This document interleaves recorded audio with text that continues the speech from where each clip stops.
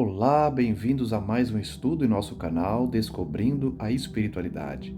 Estamos estudando o Livro dos Espíritos e esse é o estudo de número 45. Vamos adentrar no item relacionado às visitas espíritas entre pessoas vivas. Pergunta número 413. Do princípio da emancipação da alma, parece decorrer que temos duas existências simultâneas, a do corpo, que nos permite a vida de relação ostensiva, e a da alma, que nos proporciona a vida de relação oculta. É assim? Pergunta Kardec. Os espíritos superiores respondem: no estado de emancipação, prima a vida da alma. Contudo, não há verdadeiramente duas existências, são antes duas fases de uma só existência, porquanto o homem não vive duplamente. A resposta, portanto, é bem simples, e bem lógica. De fato, não são duas existências, uma física e outra espiritual. O que são dois estados da alma. A alma é uma só, encarnada. Ela pode estar em duas condições, no plano físico ou desdobrado pelo sono do corpo, e por isso a alma pode despertar no mundo espiritual vivenciando esse outro estado. Não há uma vida dupla, portanto. Pergunta número 414. Podem duas pessoas que se conhecem visitar-se durante o sono? Resposta: sim, e muitos que julgam não se conhecerem costumam reunir-se e falar-se. Podes ter, sem que o suspeites, amigos em outro país.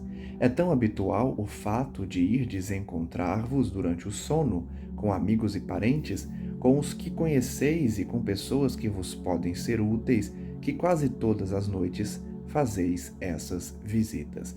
Notem que a resposta dos espíritos traz uma situação que eles afirmam ser muito comum, muito usual. Todo mundo, quando dorme, visita algum espírito, seja parente, seja conhecido, seja desconhecido que passa a conhecer.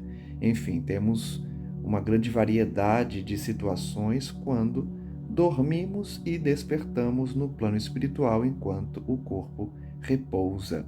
Eles dizem, inclusive, que é comum termos amigos em outros países, porque para o espírito a distância não importa, já que se movimenta conforme a vontade, na velocidade do pensamento, a depender do desprendimento que o espírito traz.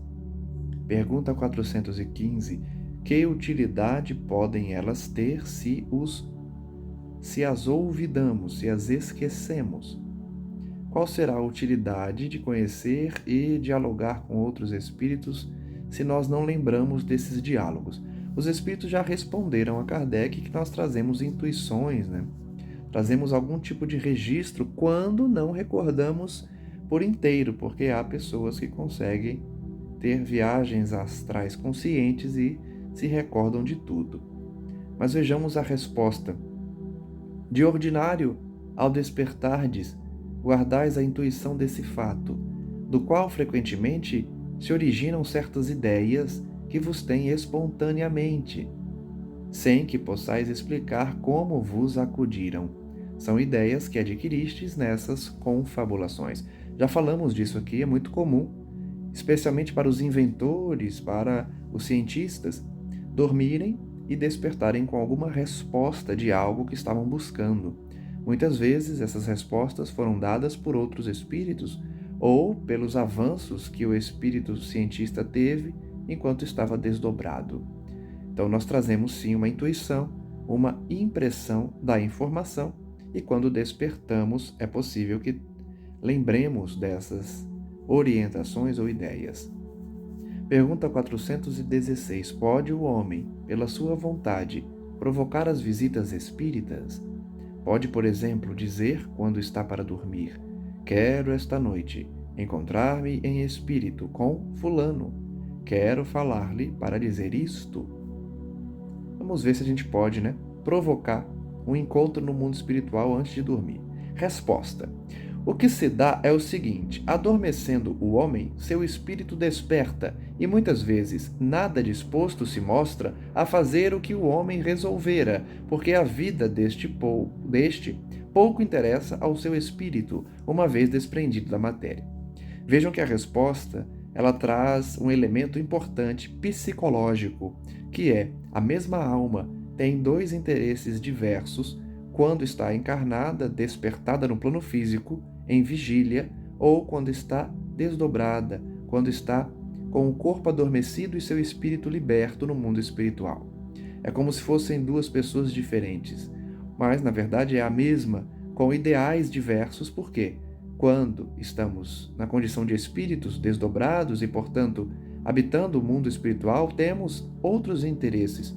E quando estamos mergulhados na carne, há interesses que nos despertam maior atenção, que por outro lado não tem qualquer vinculação ao espírito. É normal nós termos interesses diversos quando estamos encarnados ou quando estamos no plano espiritual.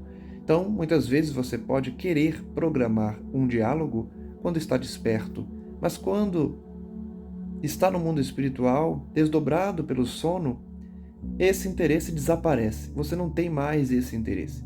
Seus interesses são outros.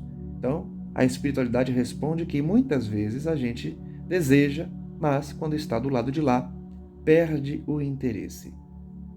Isto com relação a homens já bastante elevados espiritualmente. Os outros passam de modo muito diferente a fase espiritual de sua existência terrena. Entregam-se às suas paixões ou se mantêm inativos. Pode, pois, suceder, tais sejam os motivos que a isso o induzem, que o espírito vá visitar aqueles com quem deseja encontrar-se. Mas não constitui razão para que semelhante coisa se verifique o simples fato de ele o querer quando desperto.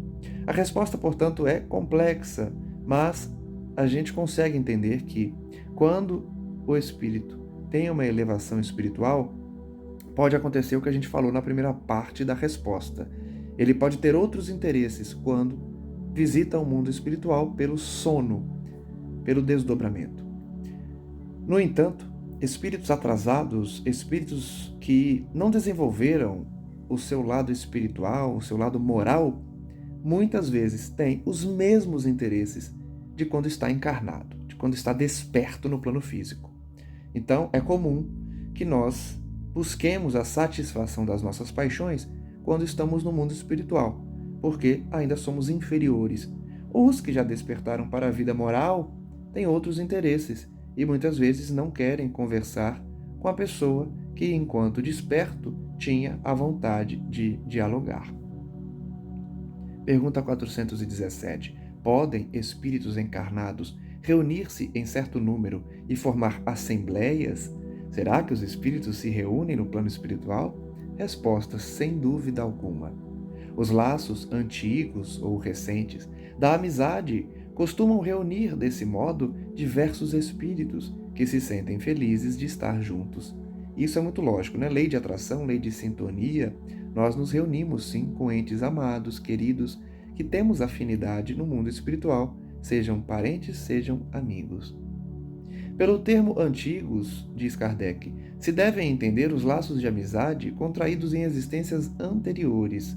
Ao despertar, guardamos intuição das ideias que aurimos nesses colóquios, mas ficamos na ignorância da fonte donde promanaram.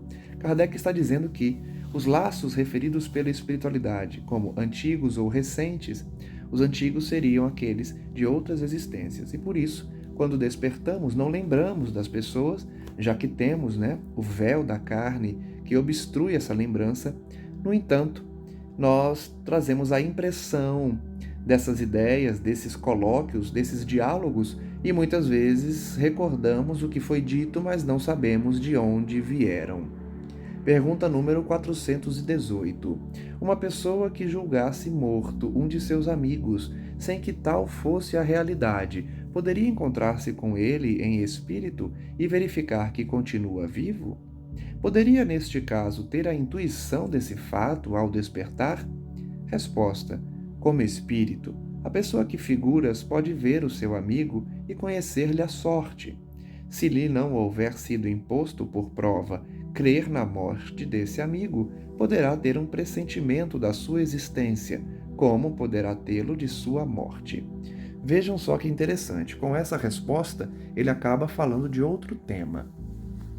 Nós, portanto, sim, podemos nos encontrar com amigos espirituais que acreditávamos estar desencarnados, mas que na verdade estão encarnados.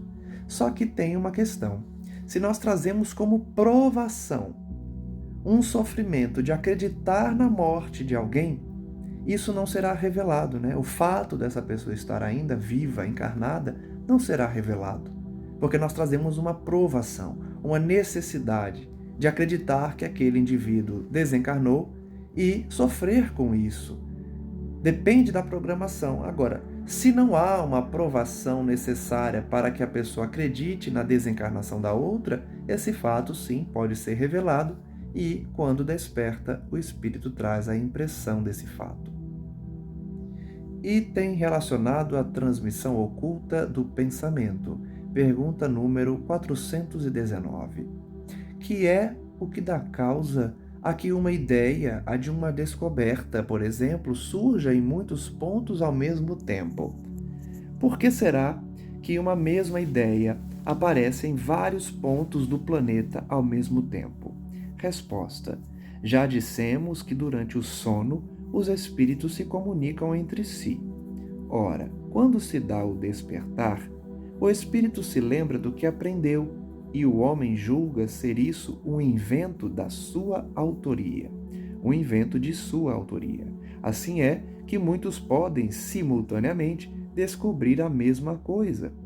Quando dizeis que uma ideia paira no ar, usais de uma figura mais exata do que supondes. Todos, sem o suspeitarem, contribuem para propagá-la. Aqui é uma resposta interessantíssima porque revela uma propriedade do mundo espiritual, que é a absorção de uma informação no espaço-tempo, ou seja, ideias ou pensamentos podem sim tomar forma ou ficar registrada no ambiente e vários espíritos conseguem absorver a mesma ideia ou pensamento. Por esse motivo, muitos despertam com as mesmas ideias, às vezes com o mesmo invento, achando que pensaram sozinhos, de forma individual, na invenção de determinada tarefa ou objeto ou maquinário, enfim, seja qual for a invenção. Mas o fato é que esses espíritos podem ter se reunido, pensado em conjunto, ou então captaram o mesmo pensamento que originou aquela ideia da invenção. Já falamos aqui que muitos inventores recebem essas ideias no plano espiritual e trazem essa lembrança para concretizarem no plano físico. Desse modo, o nosso próprio espírito muitas vezes revela a outros espíritos, sem que disso nos demos conta, o que constituía objeto de nossas preocupações no estado de vigília. Nós já trabalhamos aqui que o pensamento é vida, que o pensamento move o fluido cósmico universal e a nossa vontade é o que determina esse movimento. Então, muitas vezes nós transmitimos as nossas ideias sem querer. Porque quando pensamos, quando idealizamos, essa ideia ganha vida no plano espiritual. Outros espíritos podem observar essa ideia, captar essa ideia, absorver esse pensamento e levar com eles, inclusive despertando no plano físico com o mesmo pensamento. É por isso que no plano espiritual, dificilmente o espírito consegue esconder uma intenção ou esconder um pensamento. Algum espírito, em algum momento, vai conseguir ler esse pensamento, ainda que pela emanação do pensamento no campo áurico do espírito. As ideias e pensamentos, portanto, nos cercam. Estudávamos na semana passada o livro Libertação e vimos que um escritor, por muitos anos, criou vários personagens e, como ele criou personagens em desequilíbrio, muitos deles ganharam vida no plano espiritual e o atormentavam, porque ele se vinculou a esses personagens que acabaram ganhando vida, uma vida não real, mas uma vida animada pelo pensamento desse escritor. Não são seres reais, ou seja, não são espíritos criados por Deus, mas são formas pensamento criadas pelo escritor. Isso no livro Libertação. Aqui nós estamos vendo que, sim, o nosso pensamento pode sim ganhar forma e ter uma aparência de vida, e por isso outros captam o mesmo pensamento. Pergunta número 420. Podem os espíritos comunicar-se estando completamente despertos os corpos? Ou seja, telepatia. Resposta: o espírito não se acha encerrado no corpo como numa caixa. Irradia por todos os lados. Segue-se que pode comunicar-se com outros espíritos, mesmo em estado de vigília, se bem que mais dificilmente. Então a telepatia é difícil para nós, porque o plano físico intercepta, obstaculiza a transmissão do pensamento. Mas não é impossível, como nós temos a comprovação em diversos estudos, não somente religiosos, mas propriamente científicos, em que pessoas transmitem o pensamento umas às outras, ainda que as duas estejam despertas no plano físico. A telepatia é uma realidade e demonstra, sim, que o pensamento pode ser transmitido entre dois espíritos encarnados e em vigília. Pergunta 421. Como se explica que duas pessoas perfeitamente acordadas tenham instantaneamente a mesma ideia? Vamos ver a resposta, mas a gente sabe, né? Pelo conteúdo das respostas anteriores, a gente vê que encarnado ou desencarnado, em vigília ou adormecido, o espírito capta o pensamento. Então é possível, sim, que duas pessoas em vigília captem o mesmo pensamento. A resposta é a seguinte: são dois espíritos simpáticos que se comunicam e veem reciprocamente seus pensamentos respectivos, embora sem estarem adormecidos os corpos. Então, pela lei de sintonia, dois espíritos podem transmitir o mesmo pensamento um ao outro, ainda que despertos. Há, entre os espíritos que se encontram, uma comunicação de pensamento que dá causa a que duas pessoas se vejam e compreendam sem precisarem dos sinais ostensíveis da linguagem. Poder-se-ia dizer que falam entre si a linguagem dos espíritos. Notem que pela resposta a gente sabe que os espíritos se comunicam pelo pensamento. A linguagem dos espíritos não necessita da verbalização. Nós na Terra que precisamos verbalizar o que pensamos, mas a comunicação do pensamento é a comunicação dos espíritos no plano espiritual.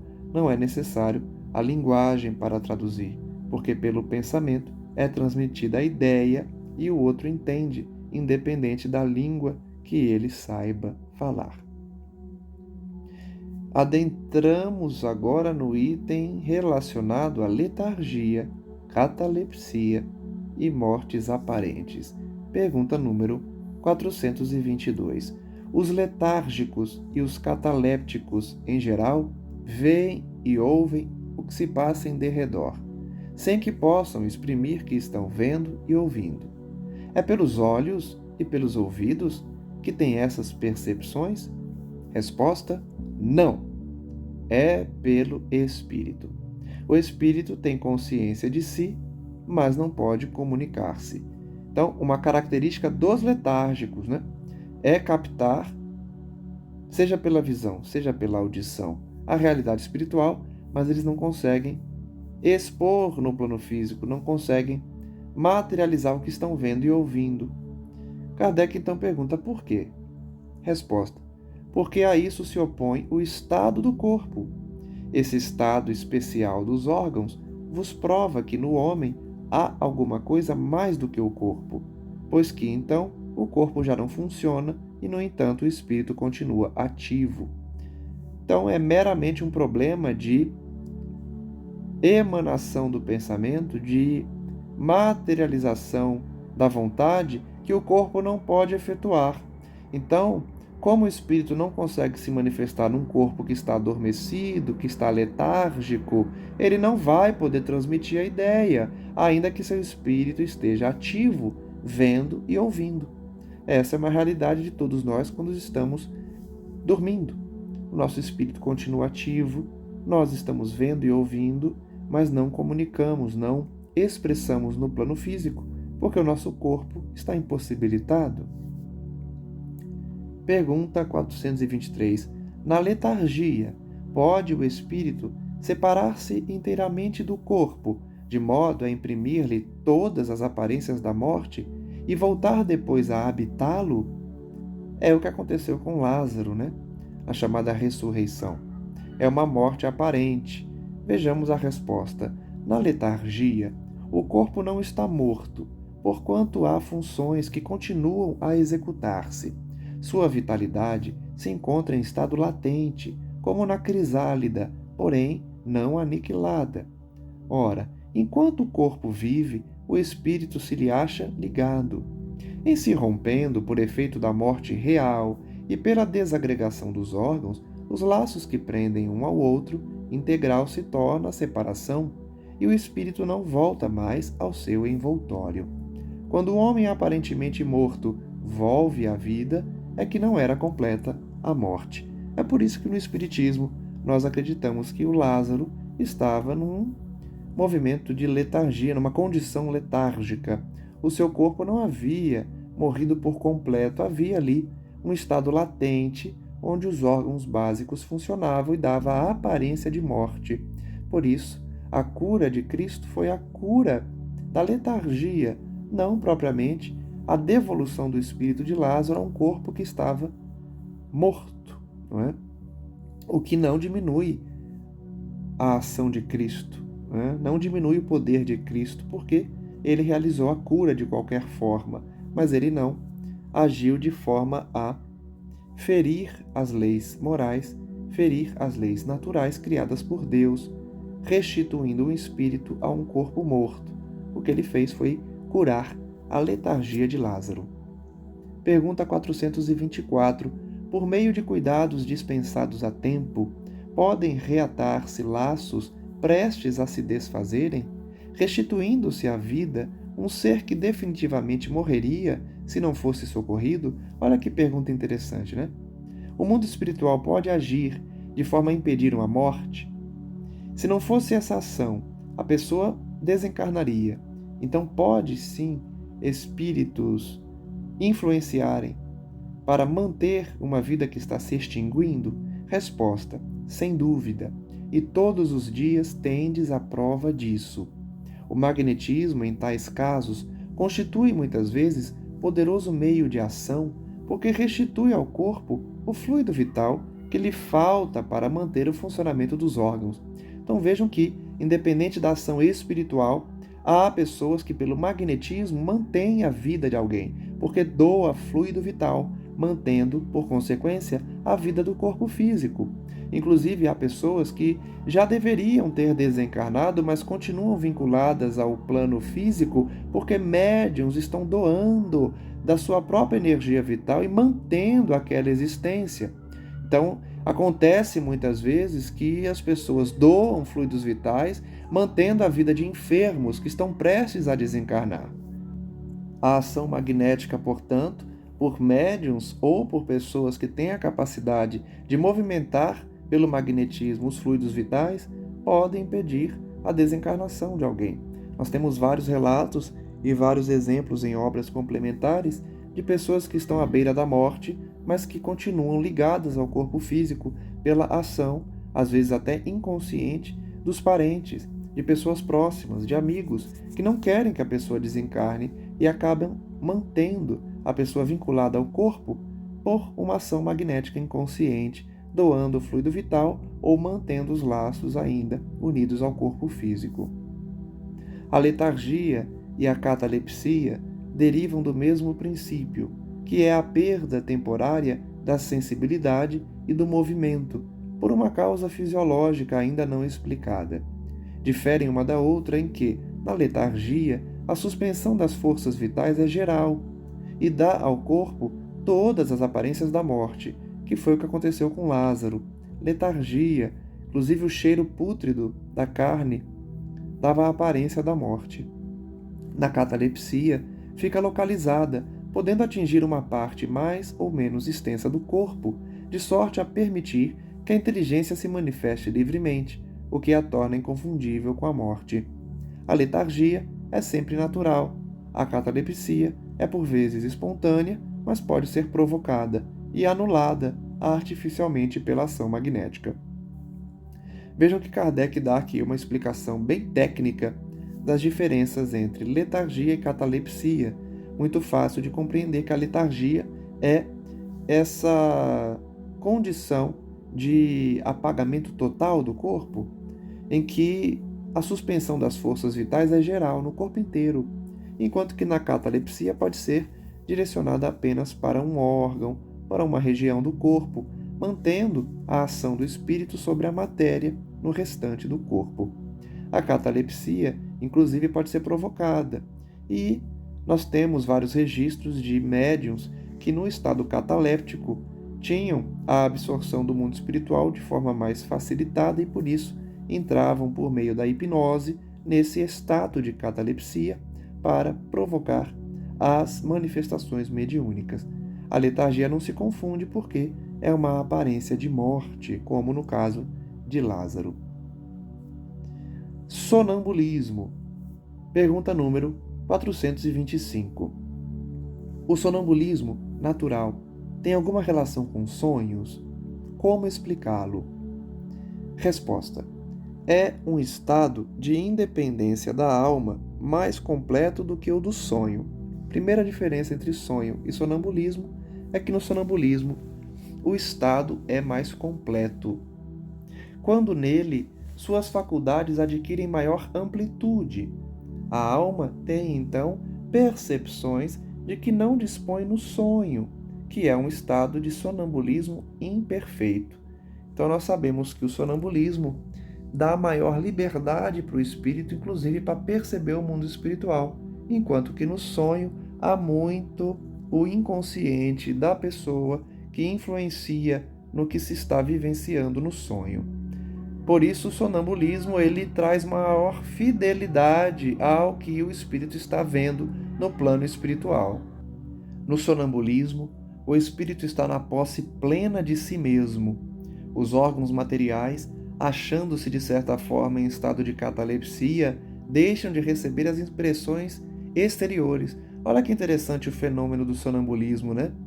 Os órgãos ficam meio que suspensos, facilitando para o espírito concentrar-se totalmente nesse estado de percepção do mundo espiritual, anulando os órgãos que não são necessários para que o espírito percorra o plano espiritual. Ele fica mais focado, mais concentrado em absorver as sensações do plano espiritual.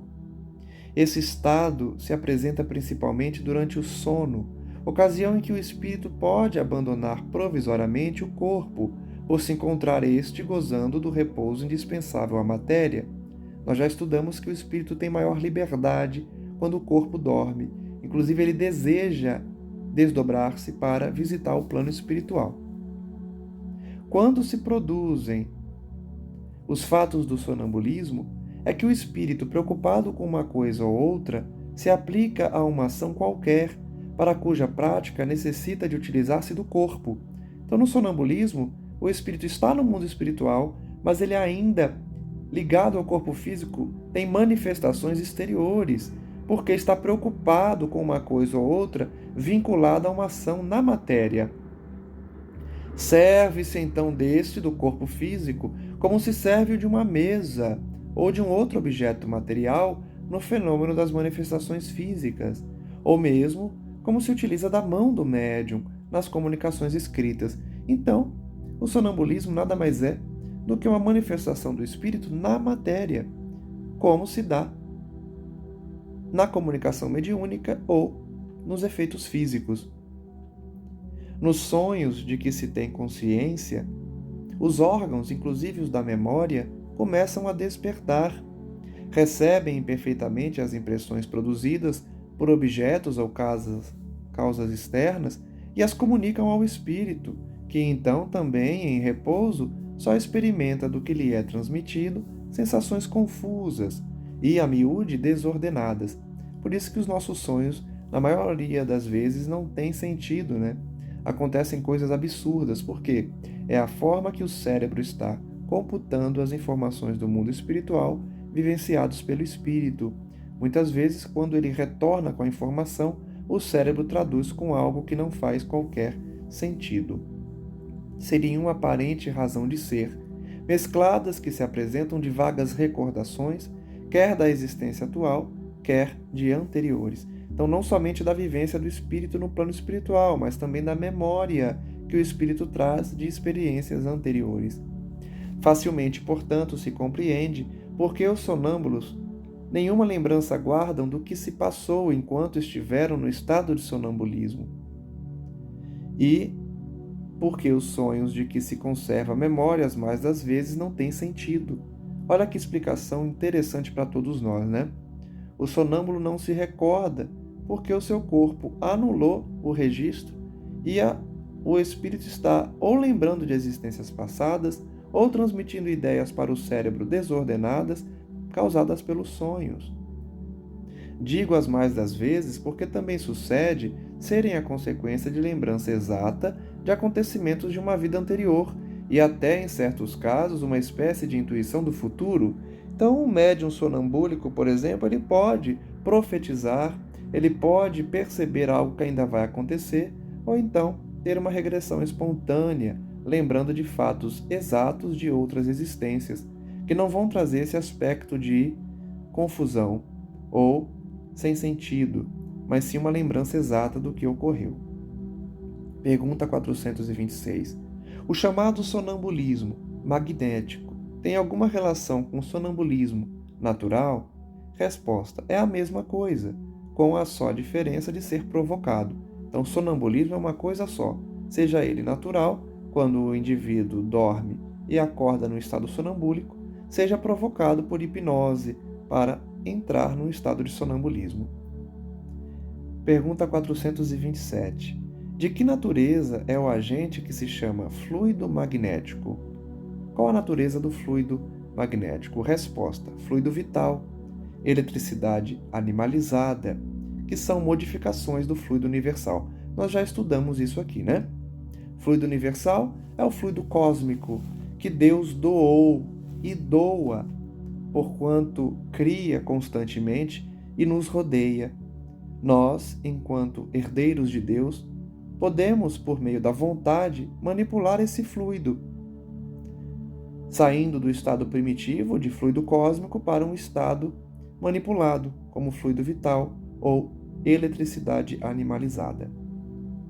A eletricidade animalizada nada mais é do que o resultado da vontade do espírito que manipula o fluido cósmico, dando a aparência, a condição e o objetivo com que ele deseja. Por isso que a nossa vontade predomina muitas vezes nas ações que nós escolhemos. Deus nos deu o livre-arbítrio e, como herdeiros do divino, criados à semelhança dele, podemos criar também. Criamos por meio da vontade, pela manipulação de fluidos. Pergunta número 428. Qual a causa da clarividência sonambúlica? Resposta: já o dissemos, é a alma que vê. A causa, portanto, está no espírito, e é por isso que o sonambúlico, ele descreve o mundo espiritual com uma precisão absurda, com um nível de detalhe altíssimo, porque o seu espírito, que tem mais sentidos do que o corpo e sentidos mais apurados, consegue captar detalhes que no plano físico nós não conseguimos. Pergunta 429. Como pode o sonâmbulo ver através dos corpos opacos? Acabamos de falar, né? Porque os sentidos do espírito são mais apurados. Mas vamos ver a resposta dos espíritos superiores. Não há corpos opacos, senão para os vossos grosseiros órgãos. Os nossos sentidos não captam. Os nossos sentidos são obstaculizados pela matéria e, por isso, órgãos grosseiros não conseguem ver através dela.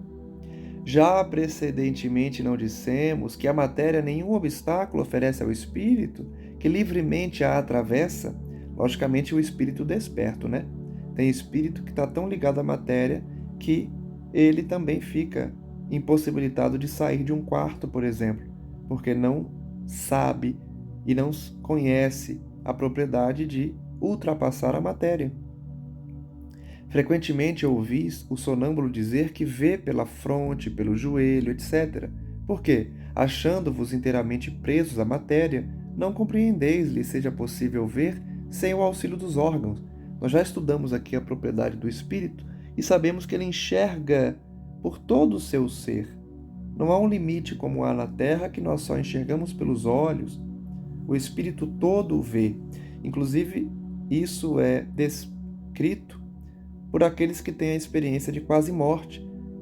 Não são espíritas, não são pessoas que acreditam muitas vezes na vida após a morte e voltam dessas experiências de EQM, dizendo que enxergavam por todo o seu corpo, enxergavam para frente, para trás, para os lados. Por quê?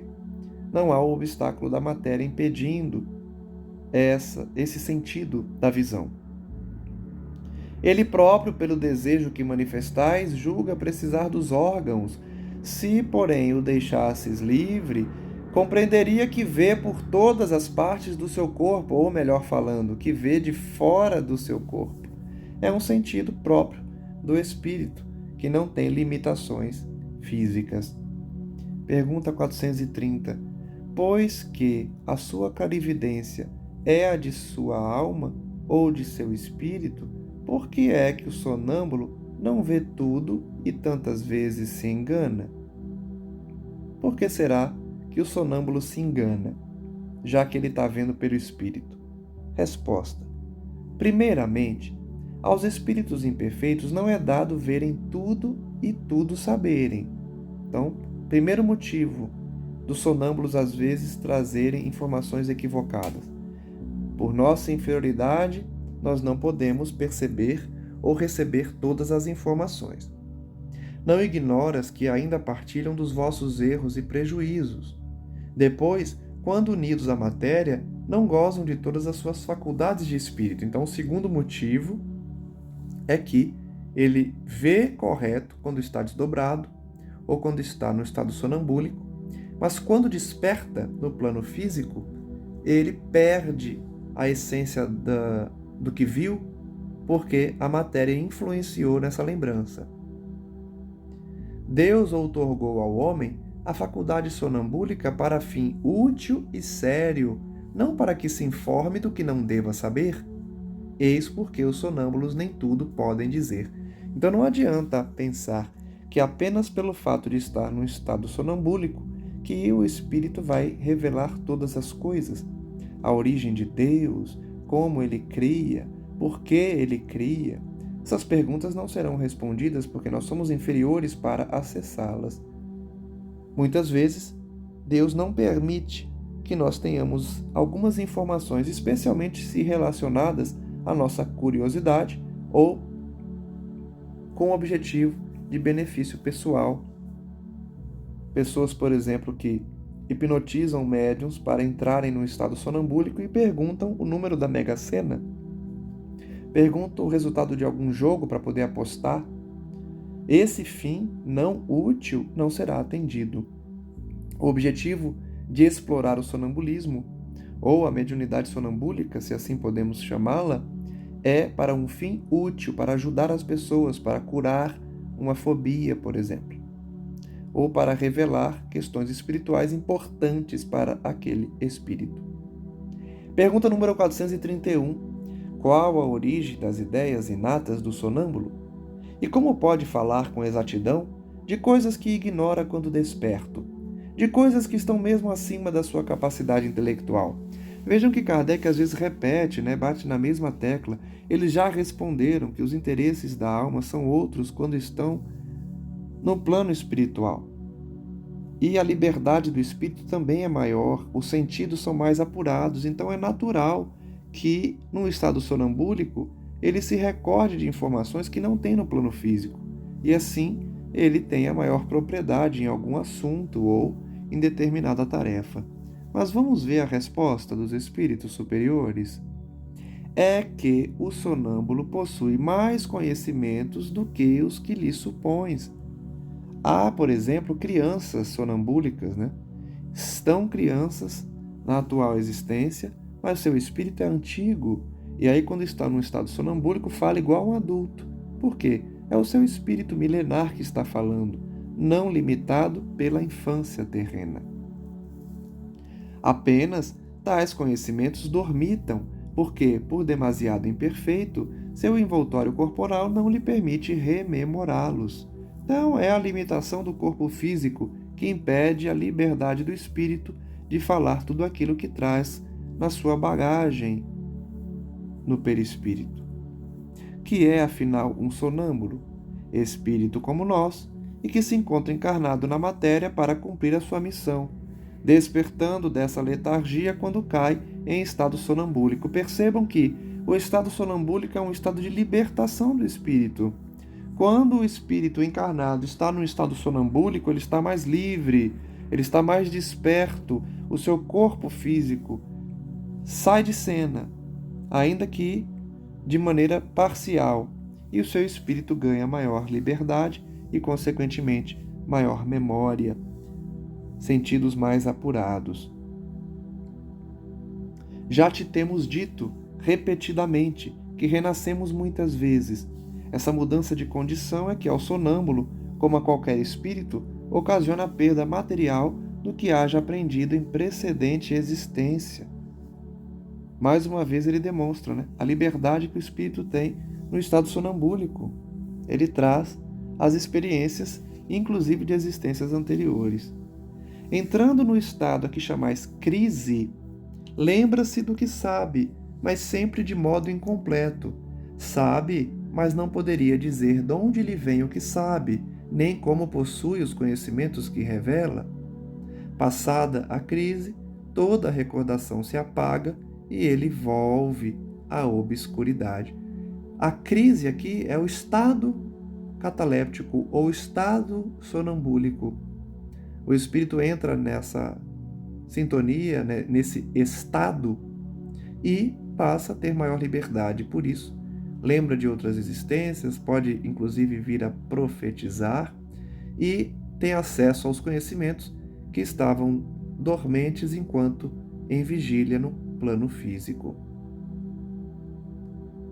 Diz Kardec: mostra a experiência que os sonâmbulos também recebem comunicações de outros espíritos que lhes transmitem o que devam dizer e suprem a incapacidade que denotam. Então, pela própria experiência de Kardec, ele vê as comunicações que existem entre os sonâmbulos e as informações recebidas por espíritos desencarnados também. Isto se verifica principalmente nas prescrições médicas. O espírito do sonâmbulo vê o mal, outro lhe indica o remédio. É comum, na mediunidade sonambúlica, que o médium veja a origem de uma doença. O olho do corpo do médium não consegue enxergar, mas no estado sonambúlico, como o seu espírito está mais livre e com os sentidos mais apurados, ele consegue ver onde está o mal no corpo da pessoa, onde está a doença, qual a origem de determinada doença, e indica o remédio. Essa dupla ação é às vezes patente e se revela, além disso, por essas expressões muito frequentes: dizem-me que diga, ou proíbem-me que diga tal coisa. Ou seja, o espírito no estado sonambúlico está recebendo a informação de outro espírito. E aí ele revela: estão me dizendo para falar tal coisa. Por quê? Ele está mais para lá do mundo espiritual do que para cá, no plano físico.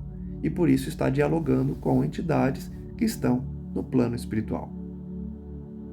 Neste último caso, ou seja, proíbem-me que diga tal coisa, há sempre perigo em insistir-se por uma revelação negada, porque se dá aso a que intervenham espíritos levianos que falam de tudo, sem escrúpulo e sem se importarem com a verdade. Aqui, então, Kardec faz um alerta, Quando você consultar um médium sonambúlico e ele informar que não pode dar uma informação, foi proibido de falar sobre determinado assunto, não insista. Porque se você insistir em saber uma informação que não está autorizado ser revelada, espíritos levianos virão e vão revelar algo muitas vezes inconsistente ou mentiroso, ou que vai te causar um trauma desnecessário, porque não tinha sido autorizada essa revelação. É um alerta que Kardec faz, portanto, ainda no tema em que o estado sonambúlico dá maior liberdade para o espírito. Pergunta número 432. Como se explica a visão à distância em certos sonâmbulos? Como será que se explica, né?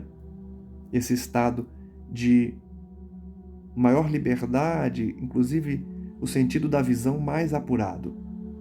Resposta: durante o sono, a alma não se transporta. O mesmo se dá no sonambulismo. Então vejam que o fenômeno do sono se assemelha muito ao sonambulismo. Por isso que o médium sonambúlico parece dormir. De fato, o corpo dorme. O corpo está desligando ali alguns órgãos e, por isso, dormindo. E o espírito, com maior liberdade, viaja no plano espiritual, da mesma forma que nós viajamos para o plano astral quando dormimos. Pergunta 433. O desenvolvimento maior ou menor da clarividência sonambúlica depende da organização física ou só da natureza do espírito encarnado? Como que se desenvolve a clarividência sonambúlica? Ou seja, o que o espírito vê no estado de sonambulismo? Depende do seu corpo ou da natureza do próprio espírito? Resposta: de uma e outra. Então vai depender sim do corpo físico, o nível de limitação que ele possui e também o nível de adiantamento daquele espírito. Há disposições físicas que permitem ao espírito desprender-se mais ou menos facilmente da matéria. Olha que interessante essa informação, né? Tem gente que se desliga mais facilmente do plano físico para despertar no plano espiritual, num estado de sonambulismo. Pergunta 434. As faculdades de que goza o sonâmbulo são as que tem o espírito depois da morte? Olha que pergunta interessante, para ver se o estado sonambúlico se assemelha à morte. Resposta: somente até certo ponto, pois cumpre se atenda à influência da matéria a que ainda se acha ligado. Então não vai ser idêntica a condição do espírito em sonambulismo do espírito desencarnado, porque o sonambúlico ainda está vinculado à matéria. Naturalmente, não estará tão livre quanto aquele que já desencarnou. Pergunta 435. Pode o sonâmbulo ver os outros espíritos? Lógico, a gente viu aqui, né, nas respostas anteriores, que tem sonâmbulo que recebe informação de outros espíritos. Resposta: a maioria dos sonâmbulos vê os espíritos muito bem, dependendo do grau e da natureza da lucidez de cada um. Eles sempre voltam para essa tecla, né? Tudo no mundo espiritual depende do seu nível evolutivo, depende do seu nível de lucidez, seu nível de despertamento. É por isso que a gente nomeou o canal Descobrindo a Espiritualidade, para a gente desenvolver esse nosso lado espiritual enquanto estamos na Terra, para a gente ter maior lucidez quando despertarmos no plano espiritual. Algumas vezes, porém, não percebem no primeiro momento que estão vendo espíritos e os tomam por seres corpóreos. Olha só o que acontece com muita gente que acha que foi abduzida por ET, que acha que está conversando com outras pessoas, mas na verdade está conversando com espíritos no plano espiritual mesmo, desencarnados, e não com outros seres encarnados ou seres mitológicos, seres de outros planetas, etc. Isso acontece principalmente aos que, nada conhecendo do espiritismo, ainda não compreendem a essência dos espíritos. Então é comum a gente ver pessoas que estiveram no estado sonambúlico ou pelo estado de sono mesmo, em desdobramento, que se encontraram com outros espíritos e acharam que eram santos, demônios, seres extraterrestres, enfim, seres mágicos. Por quê? Desconhecem a essência dos espíritos. Muitas das experiências relatadas na internet por pessoas que não estudam são, na verdade, experiências mediúnicas, encontros com espíritos que eles acham que são outros seres. O fato os espanta e os faz supor que têm diante da vista seres encarnados. Então, não somente a confusão é com outros seres, mas com seres que estariam na matéria, mas na verdade não estão. Kardec diz: o mesmo se dá com os que, tendo morrido, ainda se julgam vivos. Olha só, não somente quem dorme e acha que está vendo espírito, mas também quem morre e acha que está vivo ainda. Nenhuma alteração notando ao seu derredor, e parecendo-lhes que os espíritos têm corpos semelhantes aos nossos, tomam a aparência de seus próprios corpos por um corpo real. Isso aqui é uma realidade de 90% dos espíritos.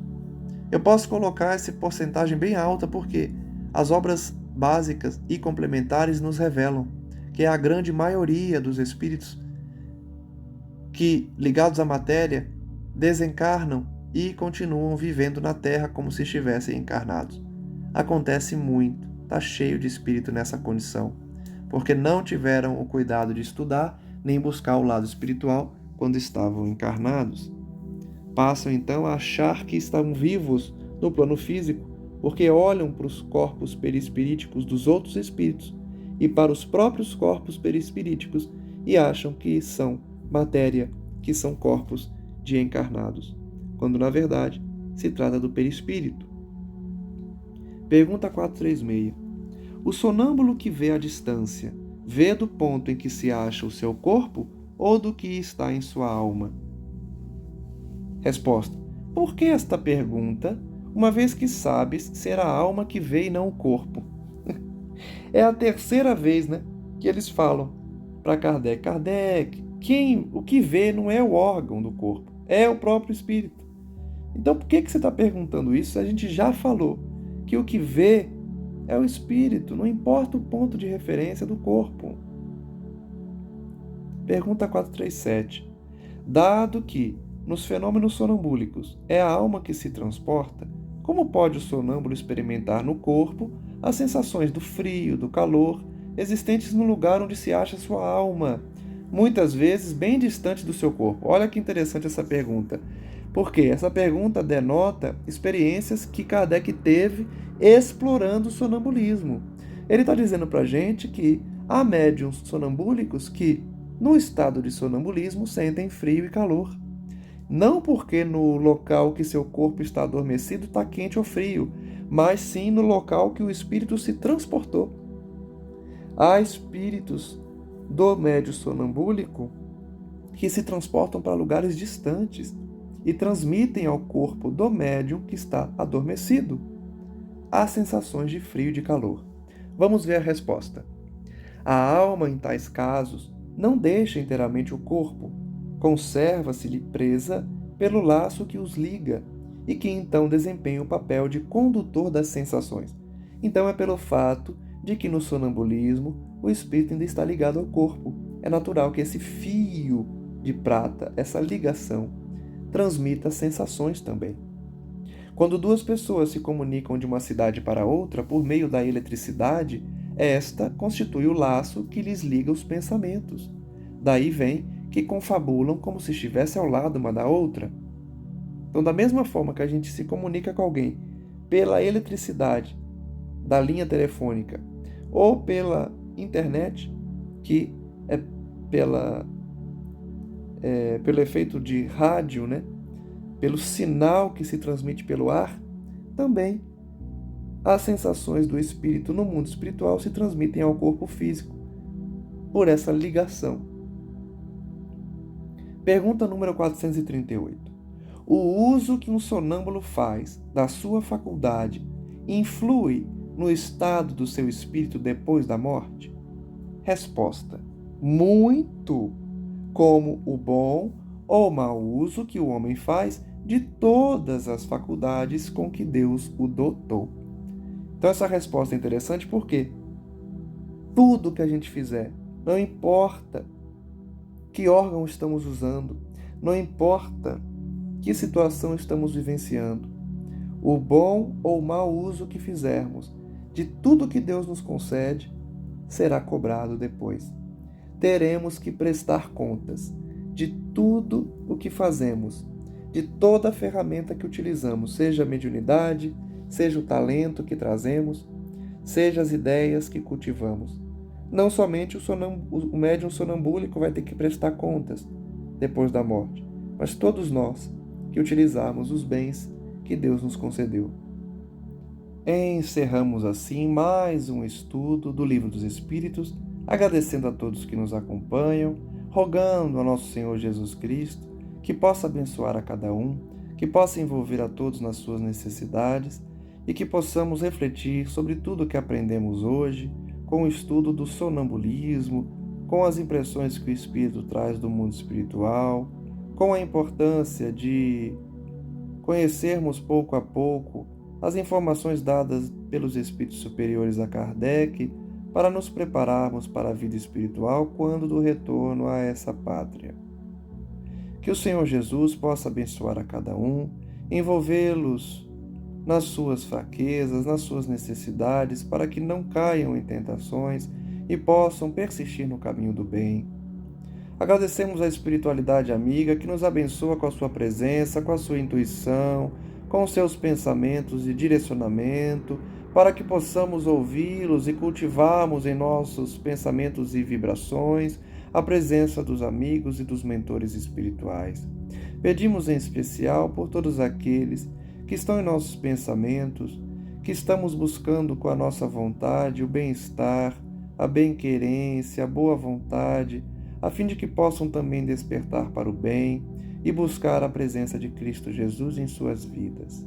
Pedimos em especial, Senhor, por aqueles que ainda não despertaram, aqueles que ainda estão jungidos à carne, vinculados aos prazeres, às facilidades humanas, à satisfação apenas dos prazeres carnais e das necessidades do corpo físico.